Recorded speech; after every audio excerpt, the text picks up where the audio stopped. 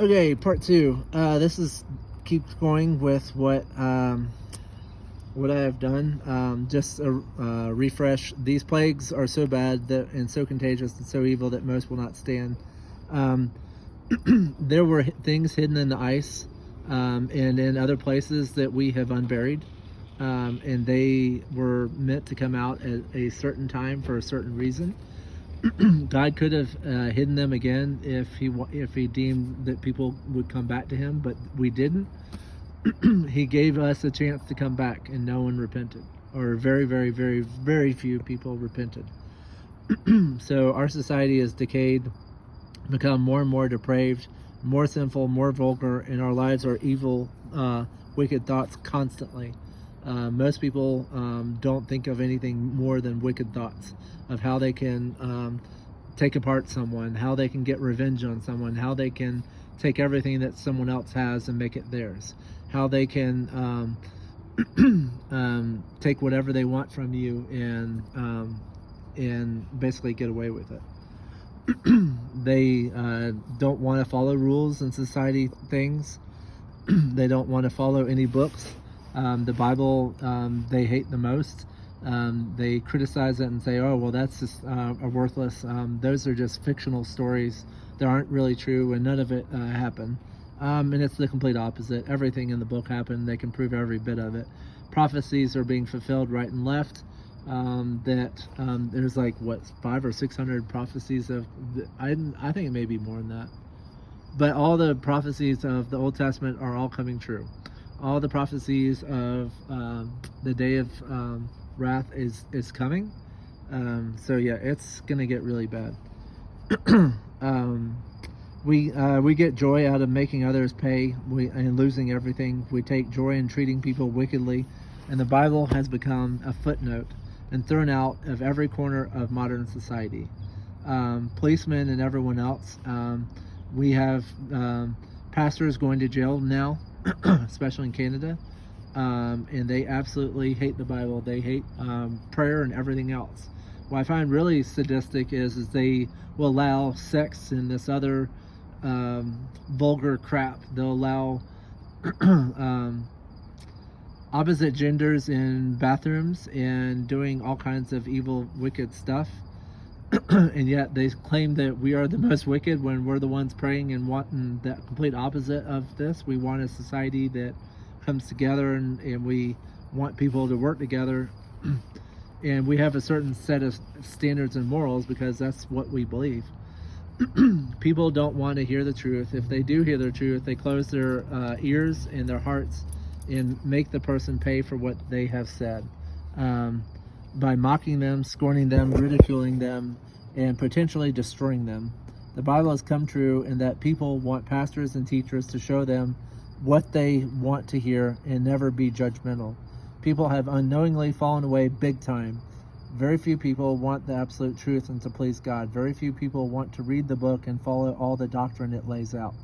The once saved, always saved is hocus pocus. By grace you're saved and you don't have to do anything. That's crap.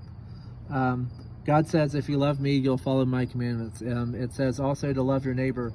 Loving your neighbor, you don't commit fornication with their wife. You don't, or adultery with their wife. You don't covet anything of your neighbors. You don't lie, cheat, steal from your neighbor. You don't murder them if you love your neighbor.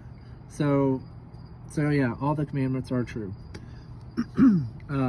These are the days of Noah, and the people of God have been sealed.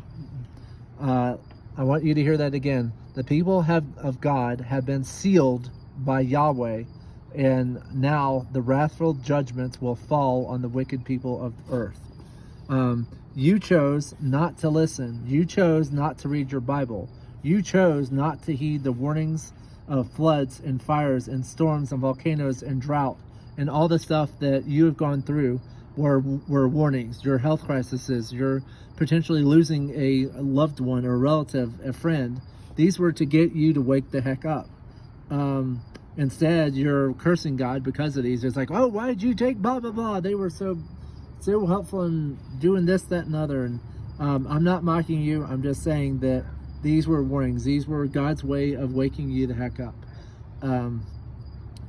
And he's been removing his true people, the people that he knew couldn't survive this.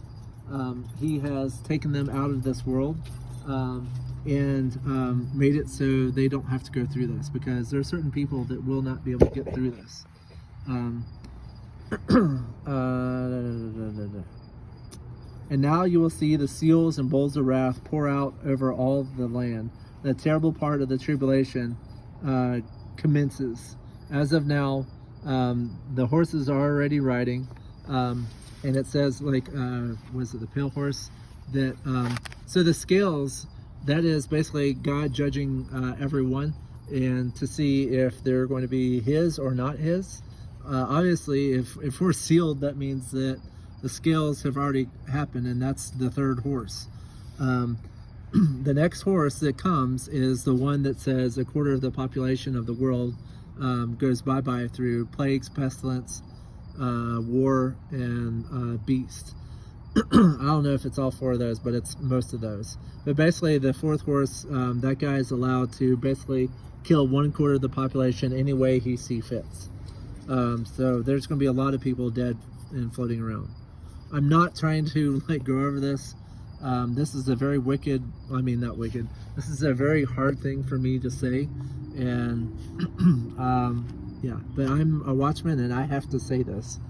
World War III has already commenced, and soon many nuclear bombs will be dropped or set off in many places on the earth, will be instantly vaporized and uninhabitable. Billions of people will die in these fruitless attacks.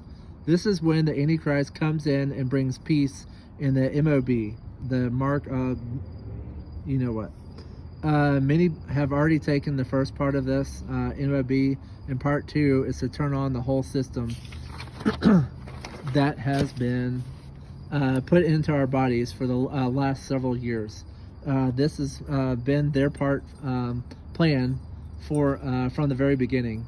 They knew that they couldn't do this all at once. They knew over time, because of Sodom and Gomorrah and all these other things, that the devil had to take his time with this, and he couldn't implement this all at once. So he's over quite a while has made people think different things and act different ways in order to get his agenda to come to the surface.